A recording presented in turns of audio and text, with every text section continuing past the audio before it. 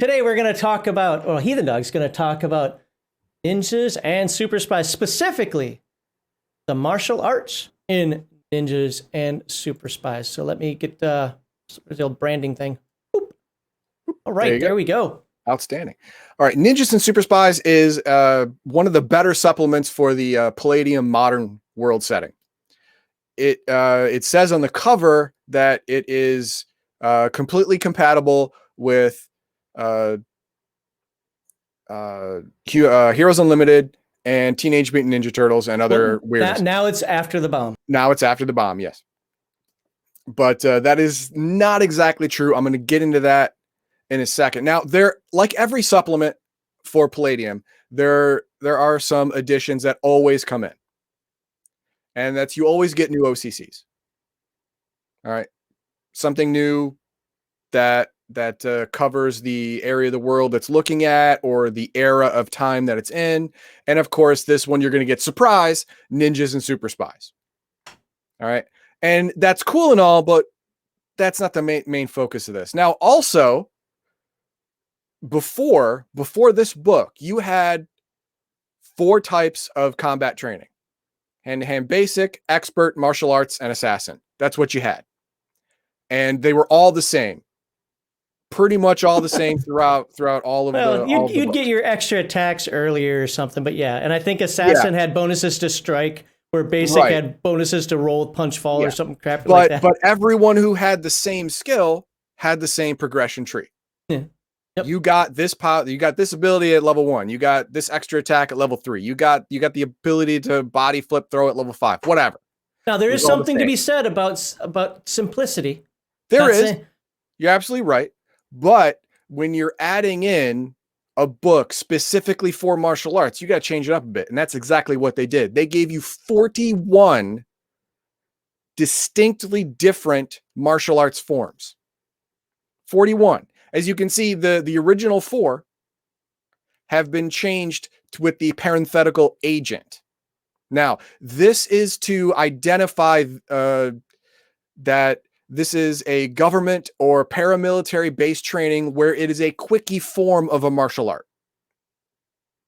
Okay, so real quickly here, I do want to stay on chat, but yeah, he's right. Ninjutsu was in TMNT. Forgot about that.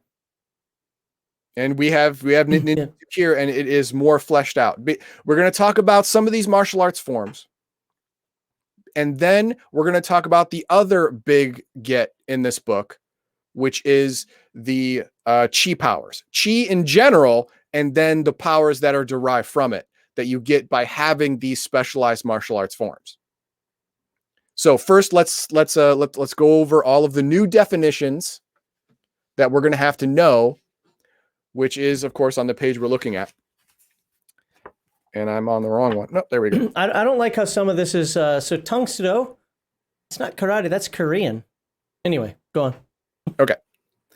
The big one is agent. Well, I already told you if you scroll to the top, the 4 basic martial arts form have been changed to an agent variant, which means that you have a quickie martial arts training, takes a year and a half. You are a federal agent or a military commando or a paramilitary unit, and you are trained in a condensed form of jujitsu or judo or karate or taekwondo or whatever. You don't get all of the really cool powers for spending years practicing that craft, but you do get some of the neat new abilities that are talked about in this book. All right, and then Atemi. This is these are special abilities to affect pressure points, nerve clusters, stuff like that. It'll give special effects, buffs and debuffs, basically, to your opponents or friends. Then we move on to Chi. Chi. Now, the way they did Chi, I really like. All right. They wanted to make this backward compatible. So Chi cannot be its own stat. It has to be based off something that's already in the game. So they decided to base it off of your PE attribute. That's your starting Chi, your PE attribute. Everyone has it. You had it before. It just didn't do anything. Well, chi means blood in Japanese, so I guess there's a correlation there too. Yeah, fair enough, right? So chi is now a usable and refillable statistic based off your PE. If you have a PE of 10, you have a chi of 10. You can't go above that. You can go below by using it, and you can replenish it, but only to your maximum of your PE. Or there are some martial arts abilities that give you more chi by learning it. It's kind of like learning to condense chi in your body. So you have effectively more. All right. And then there are martial arts forms that are exclusive. These exclusive forms take years or decades to master.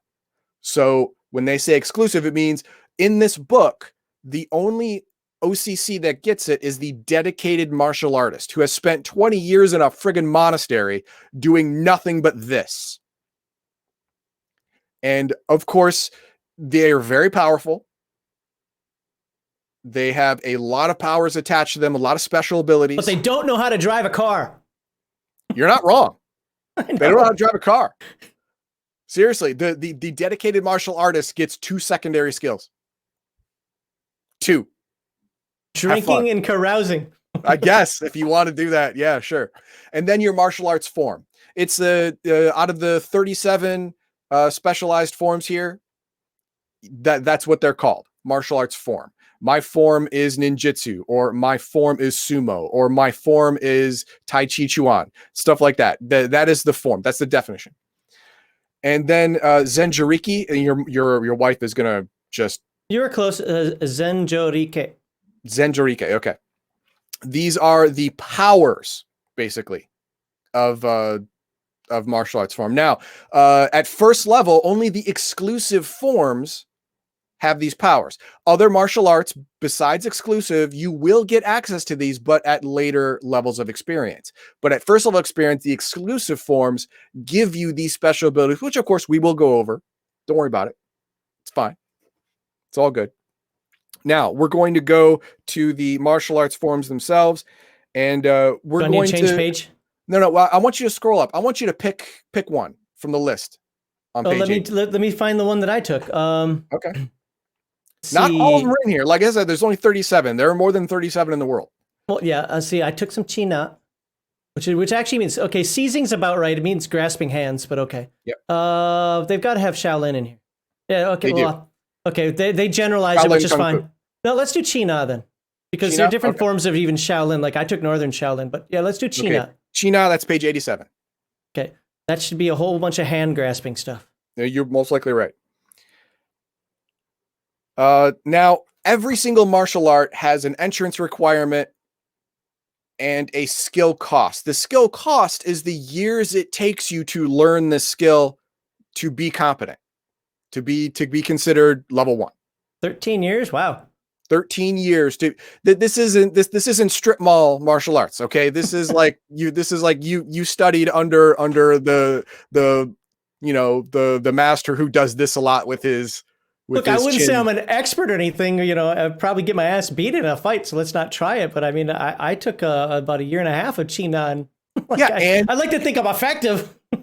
And there you go. That would be the agent level of training. Effective. Fair enough. But not a master of the craft. This isn't like, I'm good enough in a street fight now. This is, you spend 13 years studying this. You are equivalent of 3rd or 4th Dan black belt in whatever in this particular Dan red sash. Yeah, in this particular craft.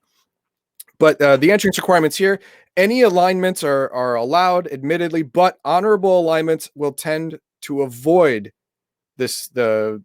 There are no attribute requirements. The reason honorable avoids it, probably because it's a lot of screw you moves. It's a lot of joint locks and punishment moves, and stuff like that. It almost sounds like they're combining this with jiu-jitsu, because the China I learned was mostly standing. Don't get me wrong, we learned some things from the ground, but it was mostly standing. This is sounding like a combination of China and jiu-jitsu, which is Japanese, which real jiu-jitsu, not the Brazilian crap that's for MMA fighting, will bust everything in your body. Yeah. Yeah, joint locks in this game are no joke, and I am going to go over the new skills that are introduced in this book just for people who have these advanced martial arts. Now, we'll talk about it now. One of the fine arts that involves studying the nerves, tendons, joints, and muscles of the human body. This is the ancient precursor to Aikido, Jiu-Jitsu, and many other modern forms. Although China is really a form of wrestling, imprecise holds, strikes, and locks can be disabling or deadly. The student spends equal amounts of time studying the body, sparring with fellow students and teachers, and meditating in solitude. The master will always seek to grasp the body's most vulnerable and fragile parts. Injuries inflicted include severed tendons, dislocated joints, and nerve damage. Usually this starts with paralyzing attack, followed by systematically inflicting damage on the helpless victim. Like I said, not so much honorable as very effective in one-on-one combat. This is a one-on-one combat form.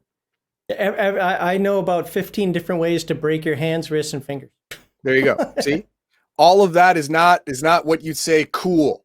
It is made to maim, to stop the ability for your opponent to fight. One of the most disgusting ones, one of the first ones you learn, somebody can, the typical, okay, try to push me thing. You grab them by the hand and you rip their fingers this way. Yeah, you don't pull their fingers back. Well, that's a method. You actually grab them on both sides and split. Yep. That's one of the first moves you learn in China. That takes months to heal just to be able to grab things well again. I mean, if you played the piano, you might want to try something else now. All right. But go to stance. They give a basic stance just for role-playing purposes. We don't need to go over it now. That's fine. Character bonuses. By learning this form, you add +5 to your chi. So it's your P attribute +5 is now your new chi because you have spent your time meditating and increasing your supply of chi in your body. Add 1 to your physical strength because, like I said earlier, you spend more than half your time sparring with students, and this will toughen you up. And of course, in the same vein, adds 2d4 to your SDC total. By the way, in China, just to look at that for a second, when you do practice China, the moves are used on you. Obviously, nobody breaks your fingers, but you learn, like, one of the students could actually take his finger. I can't do anything now, but he could take his finger and damn near touch his wrist with it. It was grossing me out. But we would practice stretching maneuvers and so forth every day on that stuff. Actually, it goes in depth into tendon stretching in ninjutsu for escapism. Yeah, liniment oil was a big commodity when I was doing this. Okay, so combat skills. Attacks per melee 2. Now, this is now where we're going to get into the main problem people have converting this over to Heroes Unlimited, or Heroes Unlimited characters going into a Ninjas and Super Spy setting. In Heroes Unlimited, just being alive gives you 2 attacks per round. And then your hand-to-hand combat attacks are added on to that.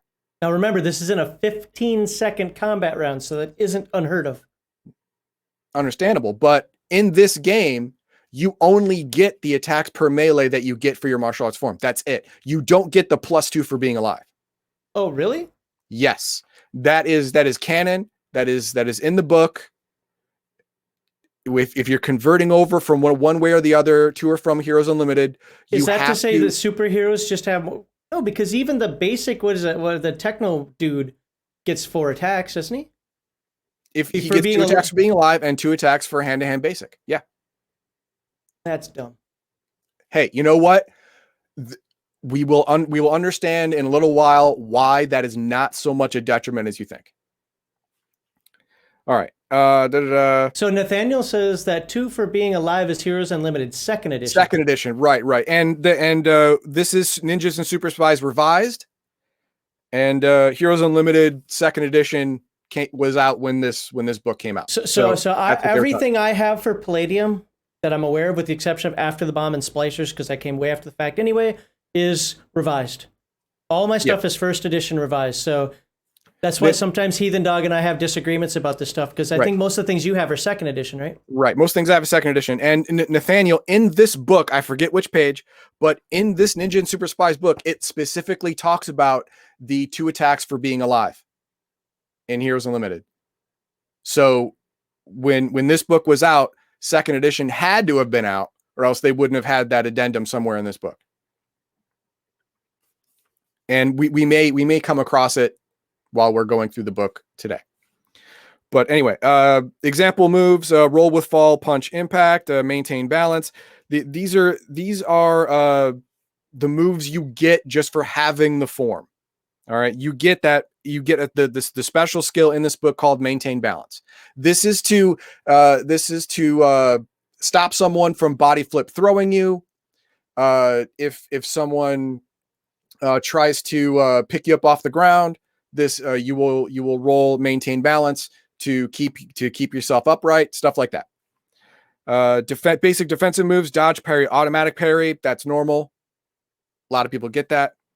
Advanced defenses: combination parry, attack.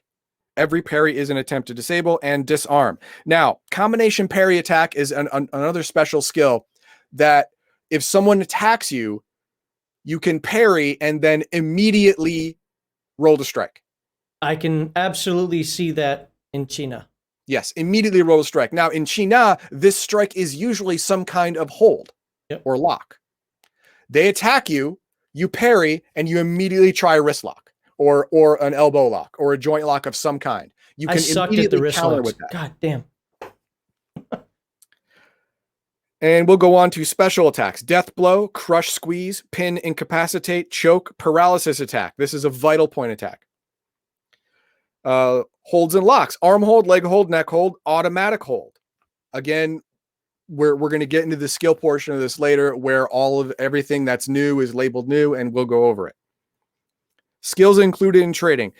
After you've completed this training, this 13 years of training, you get to choose 2 powers from among the Atemi, which are the vital point strikes, and 1 power from the art of invisibility. These may not be traded for skill programs. What does Chi have to do with invisibility? Well, no, it's not just, it's just being stealthy and sneaking up on someone and then locking them before they can attack you. Look, and it's a game. I absolutely get it. It's a game. Right. Ninjas versus super spies. So yeah. Exactly. So there you go. Now, where it says here, these may not be traded for skill programs. In almost all the other martial arts form, you can trade powers for basic skill programs. My basic skill programs is like languages, cooking, survival, stuff like that. You can trade a power for an entire skill program because you don't get a lot of secondary skills in this game unless you trade these special powers for skill programs. Okay, then I must have a later version of the game. I know for a fact that like his cover is different than mine. This revised edition I have right here was printed in 1990. Oh, that's Ninjas and Super Spies, right? Yeah, the Ninja Super Spies I have is printed in 1990. Heroes Unlimited came out in 1998. Second edition, yeah. Yeah, so second edition did exist, and so they had to put it in this book that if they are ported over to Heroes Unlimited, they do not get the +2 number of attacks just for being alive. But to be fair, we could sit here and argue about this all day because every single group I've ever been in argues about it. And it doesn't matter what group you're in. So ultimately, the game master makes a decision. According to the rules, according to the Palladium canon, if they are ported over to Heroes Unlimited, they do not gain 2 attacks per round. See, and I'm the opposite. I don't give 4 attacks in Heroes Unlimited. But then again, I don't run Heroes Unlimited. But there you go. Anyway, so and then after that, you get down to your level advancement bonuses. At first level, which everyone starts at, you get a +2 roll with punch, +1 to strike, and a knockout stun on a natural 20. That's pretty good for first level. Yeah, it is. And if you take boxing on top of that, are you allowed to? And it says also in canon, specifically, if you also have boxing, it does add 1 attack to every martial arts form. So you get it because it is hand-to-hand combat, and boxing teaches you to be faster on your feet, be able to do more things in the same 15 seconds. So that was their explanation for it.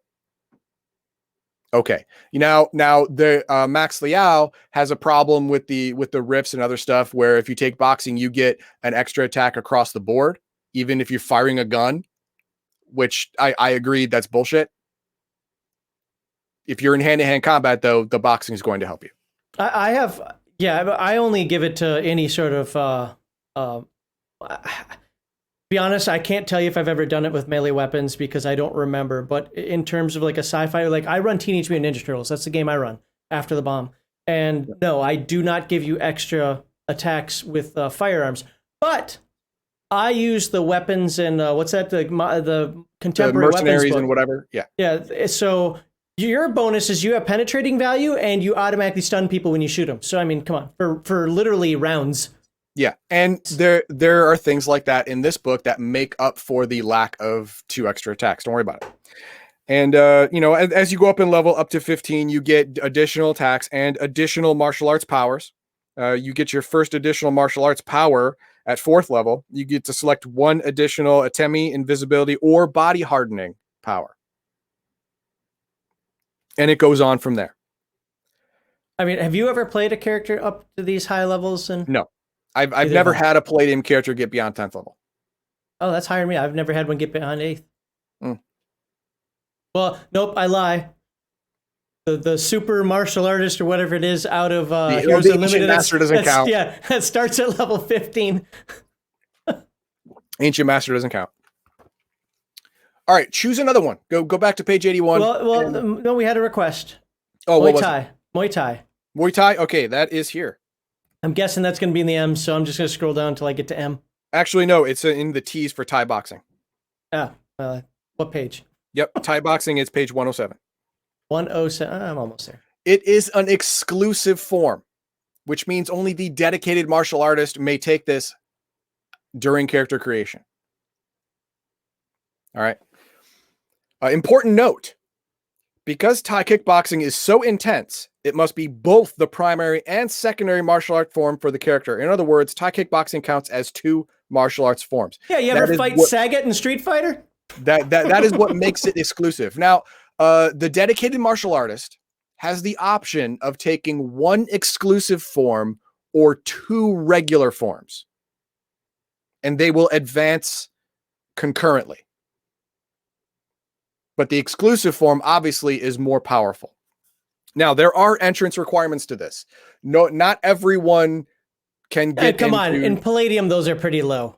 Yeah, 8, 8, 12, and 8. You have to have a physical prowess of 12 at the very least. Who would even, let's be honest, just for a second, I know these are absolute minimum requirements, and you look at them individually, but let's just say for the sake of argument, who would play a martial artist character? Who would not just re-roll the character and say that one was stillborn, or he dropped out of martial arts school at age 15 or something, if the stats were that low? But the thing is, in the Palladium world, this one is no different. Your initial roll for stats is all but meaningless because your skills that you get and the powers you get, especially through these martial arts, will increase these stats.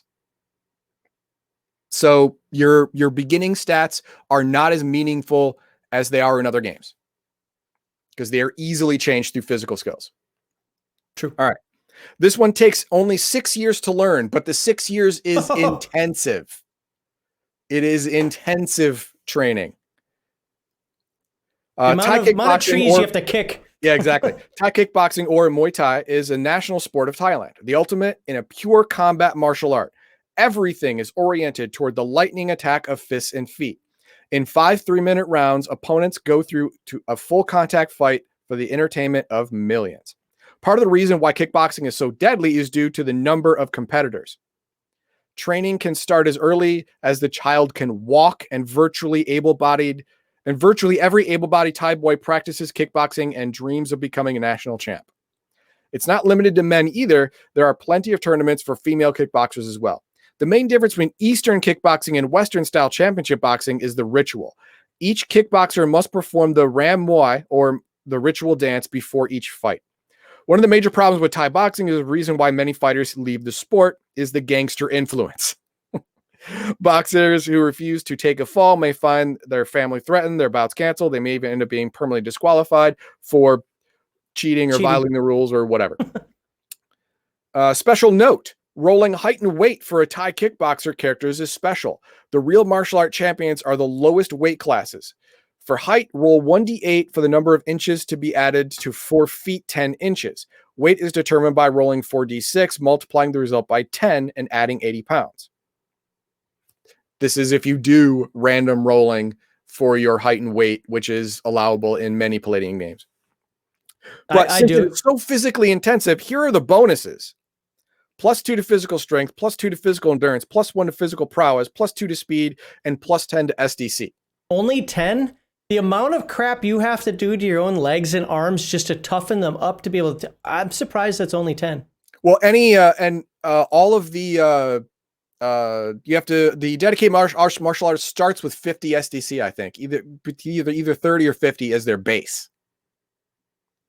So adding 10 is significant.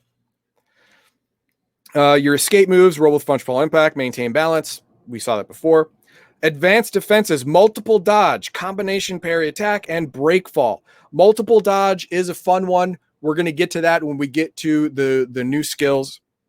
Hand attack, strike punch, power punch, backhand, and palm strike. Basic foot attacks. These are all the attacks you can do just by being level 1 in this. Kick. Duh. Tripping, leg hook, snap kick, roundhouse kick, crescent kick, backward sweep, reverse turning kick. It's a combination dodge kick. Drop kick, combination fall.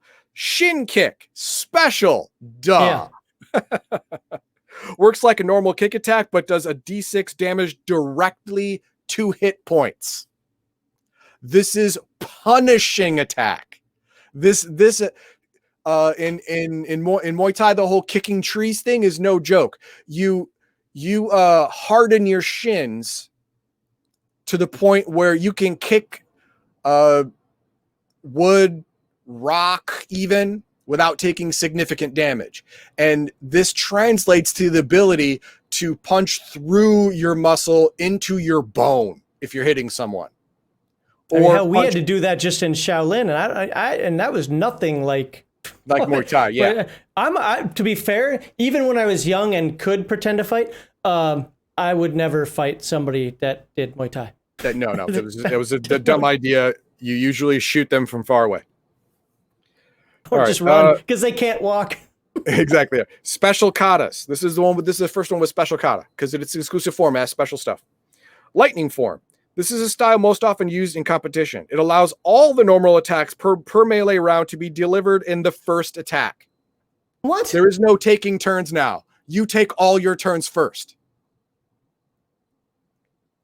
If you have Muay Thai or Thai boxing, what they say here, and you get initiative, you have the ability to use all of your attacks at once. It has a pretty heavy weakness, though, so you better win. Yeah. In the other words, the character has 5 attacks per melee, can made one time, must be done as a first attack.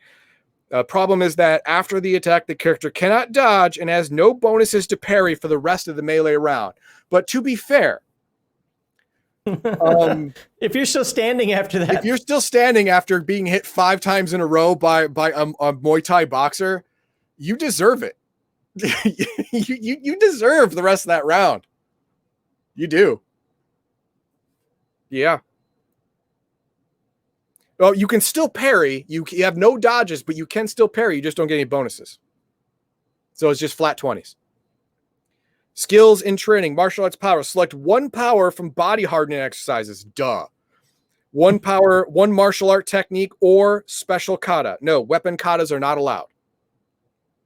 And don't worry, we're going to get into katas as the special powers happen. If desired, any number of these powers can be traded 1 for 1 for any basic skill program, excluding physical skill programs. Because if you allowed martial artists to trade their special powers for physical skill programs, they would have stats that are crazy. They would load up with all the physical skills, and they would have gymnastics, acrobatics, boxing, wrestling, swimming, scuba. They'd have all that crap. They'd have like 30 strength, 30 PE, 30 physical prowess. It would be insane. So they don't allow you to do that. If you want to trade some of these powers, learn how to cook, bitch. All right. That's what well, you hey, get. that is a well-rounded character. Yes, there you go. And as you can see at the top of the next page, it has its own level advancement abilities. At level 1, you get a +2 to parry, +1 to dodge, +2 to maintain balance, and +2 to strike. And you automatically gain critical strike if you're striking someone from behind.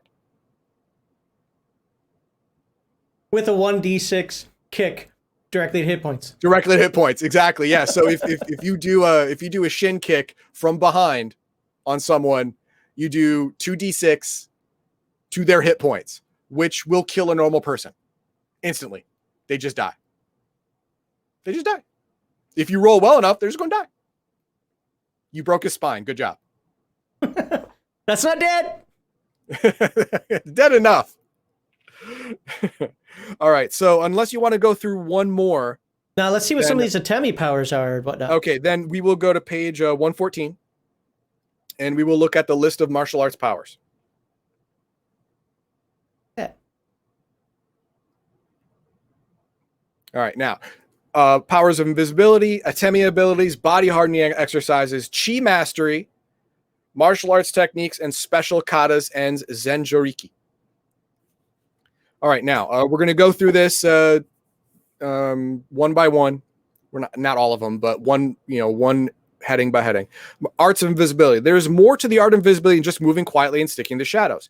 Ninja and other secretive martial artists learned the Japanese kabuki puppet theater, where handlers, although dressed in black, are in clear view and yet manage to vanish.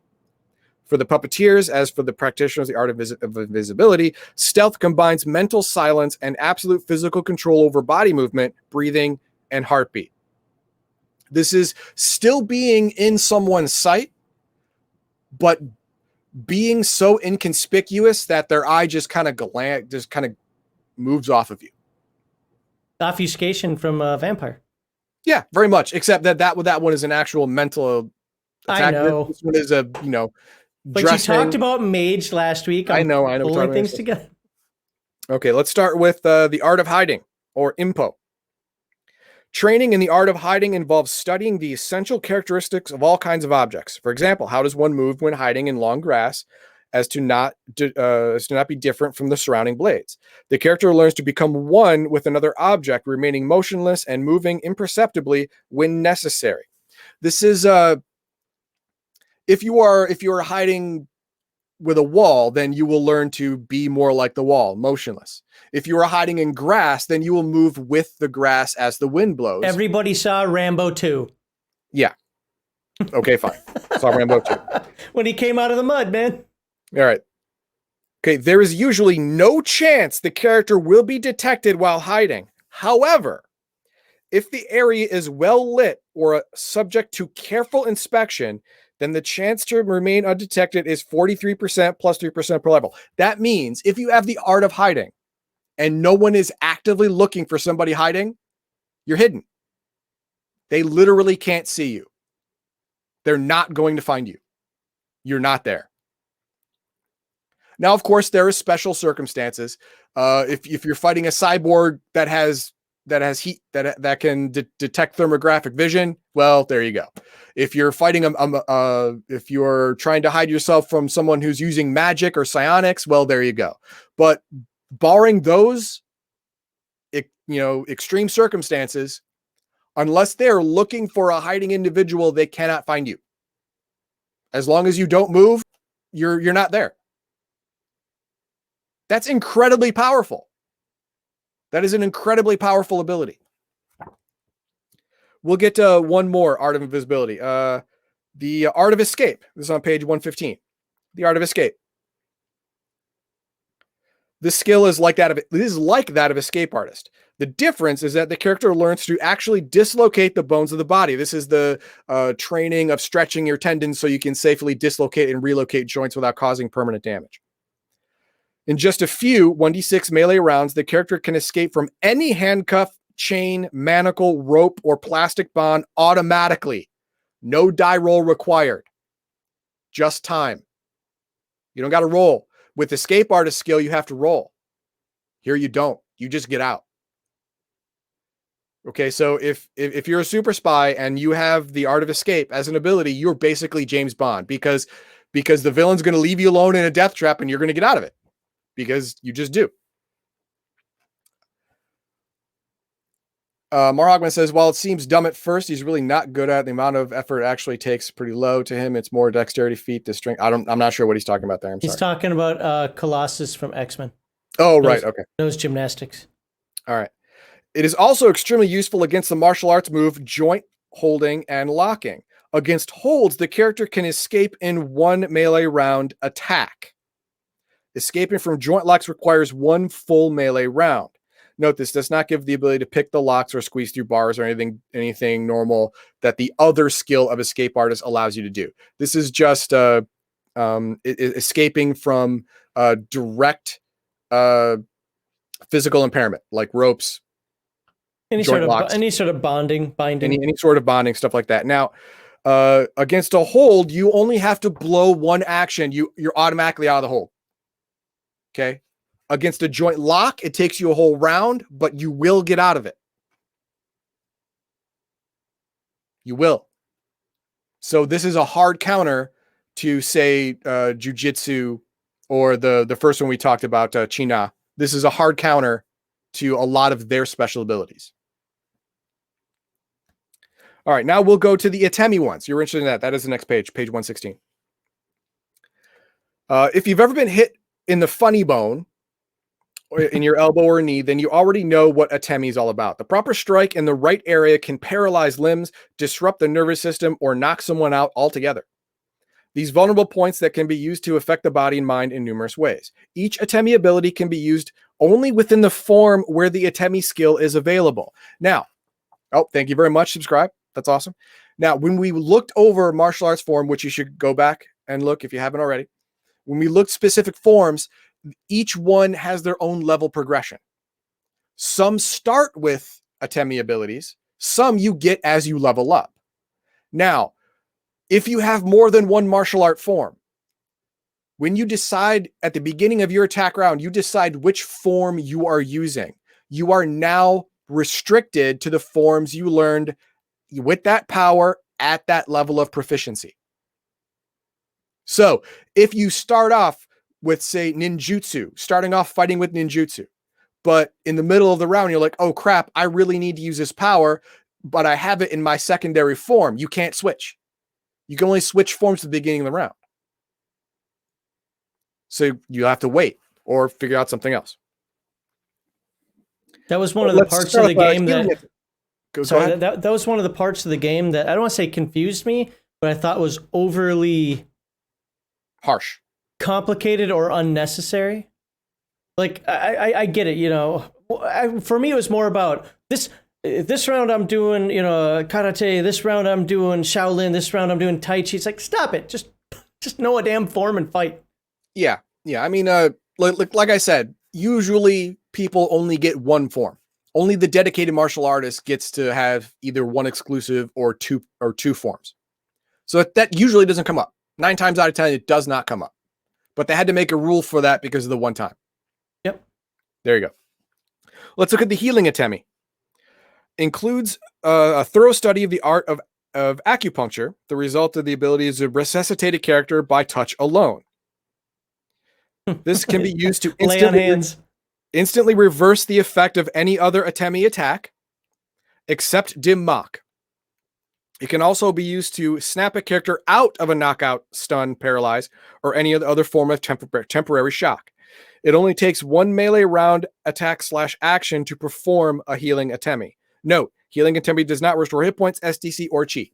It is if you are struck by a knockout blow, someone could come around and go and wake you up instantly. Or if someone uses, say, blood flow Atemi, which is the third power in this. Damage from this kind of I'm sorry, no. Neural Well, atemi. but Let's do number two. before you go on, I want somebody who knows either Chinese or Korean because I don't know which one it is. I always learned this as Daemok, not Dimmok. But this game is always called it Dimmok. Yes. I don't know which way is the right, but when I've heard the term in real life, first of all, if you try to mention this to anybody who knows martial arts, they just laugh at you like, as in, what are you, a cartoon? But I've always heard it pronounced Daemok. So I'm curious, is it Dimmok or Daemok? All right, let's go. Okay, let's do number two. The ability to touch and paralyze different parts of the body. The character must declare which body part is to be paralyzed and make a successful strike, which means it is not dodged or parried, and you actually roll above a 4. When hit by a successful paralysis punch or touch, the attack does no damage, but automatically the victim cannot roll with punch fall impact, paralyzes that specific limb. It takes 2d6 minutes to recover the feeling in a paralyzed hand, arm, or leg. Automatically. I hit you, and now you can't use your left arm or your right arm or your left leg. Now, there's more. Paralyzing an enemy's entire body is also possible. The attacker using this must first make 2 successful paralyzing touches on the same opponent.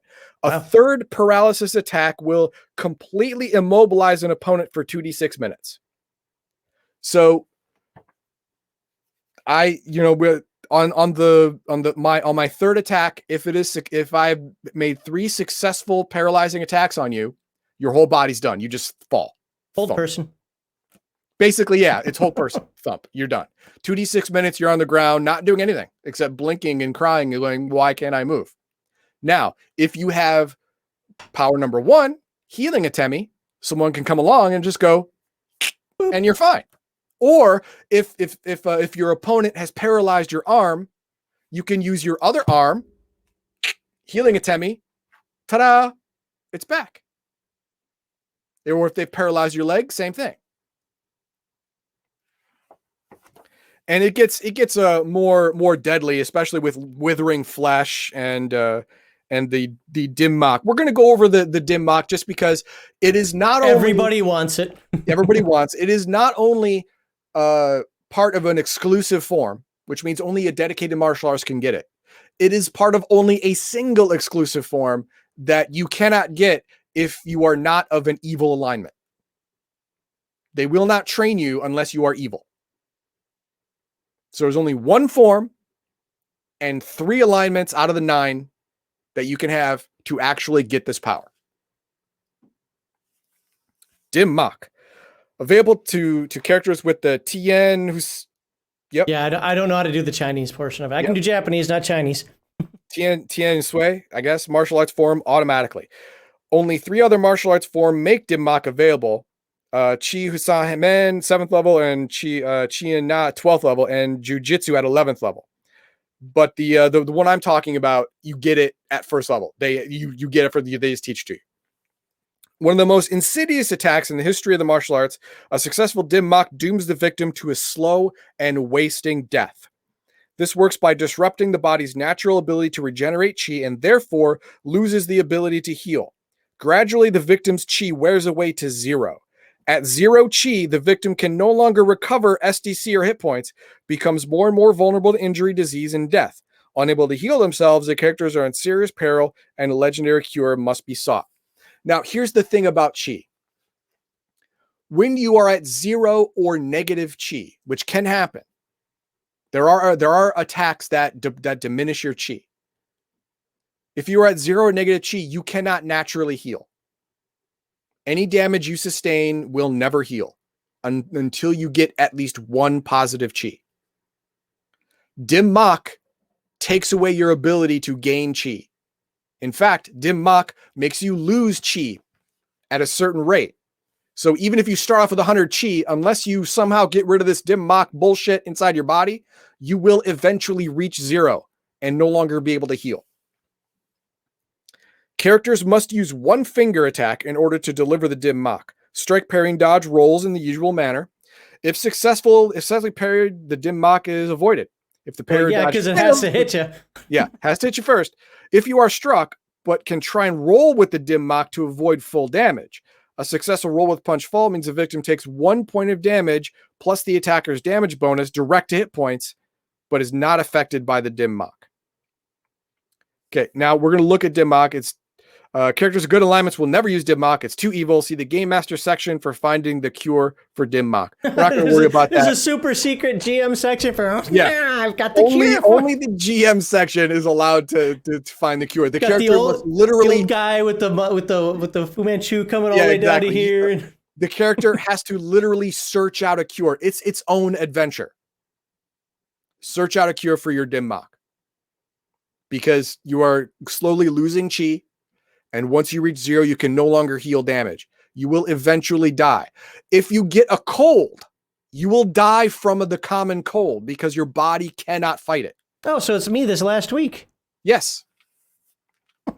Okay, now we'll move on to body hardening exercises. Martial artists are often fanatical about building up their bodies, diving under the ice of frozen lakes in order to swim, chopping. That's called a Minnesotan. Yeah, and fasting in the wilderness and coming close to death. These are all signs of martial artists that are serious about hardening up their flesh. Unlike most martial arts skills, the bonuses from body hardening exercises can be used with any martial art form. So this is a special addendum, all in italics, which means that if you have this body hardening exercises, it is part of your body now. Doesn't matter which form you got it from, doesn't matter which form you're using. You've done it. The effects are permanent. You have hardened your skin. You have hardened your knuckles. You have learned to hold your breath for 7 to 10 minutes. You have done this. It doesn't matter what martial arts form you're using at the moment. You've already gone through this training. It is a physical change to your body. It is not a change in how you're doing your skill. All right, that out of the way.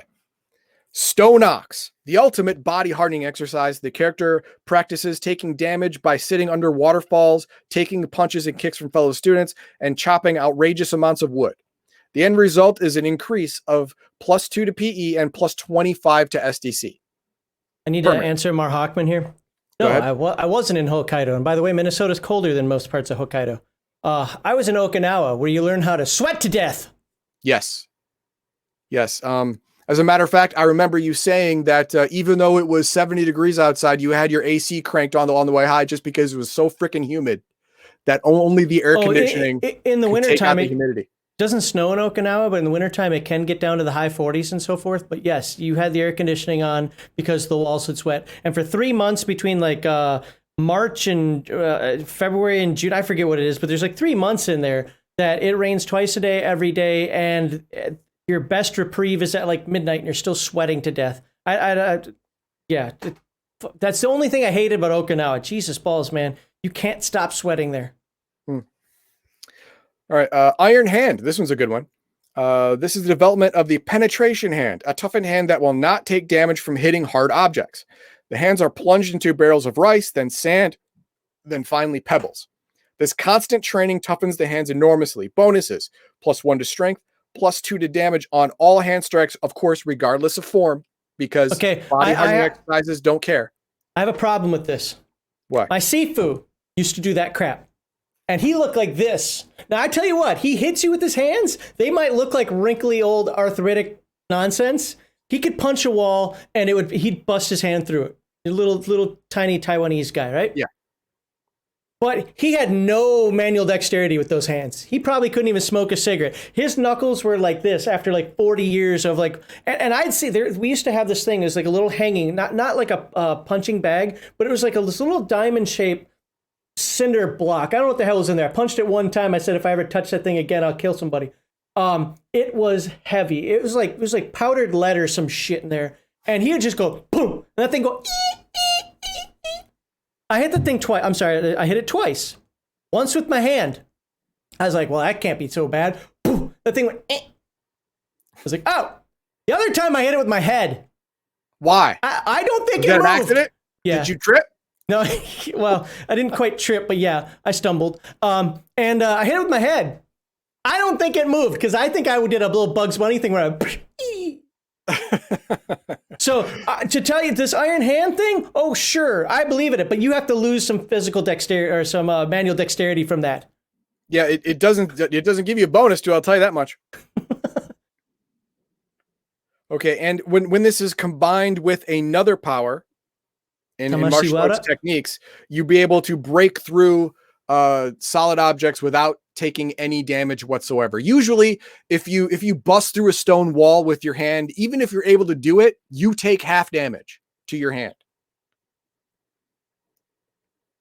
That was explaining good things, yeah. But this power combined with this other martial arts technique allows you to punch through a brick wall and still have your hand take no damage whatsoever. Okay, let's go to... It's because there's nothing left of the hand to damage. It's already deformed. Exactly, yeah. Okay, let's go to page 118, the Chi Mastery.